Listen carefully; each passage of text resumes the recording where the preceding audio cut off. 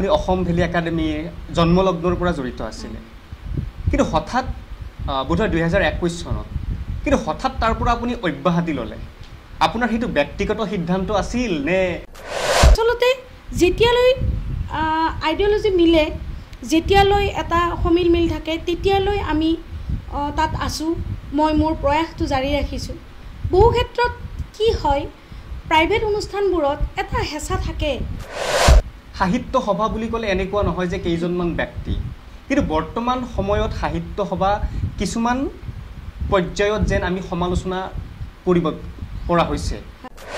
আসলতে মই কোনো আসনৰ কাৰণে কেতিয়াও কোনো সংগঠনত কাম কৰা নাই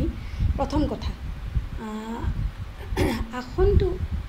পোৱা নোপোৱাটো ডাঙৰ কথা নহয় আসলতে অনুষ্ঠানটো কেতিয়াও বেয়া নহয় অনুষ্ঠানটোত কেতিয়াবা কিছুমান ব্যক্তিয়ে আসলতে কলুষিত কৰে একোটা লবিৰ সৃষ্টি কৰে কাৰ্যবাহী সম্পাদক পংকজ কলিতাৰ সৈতে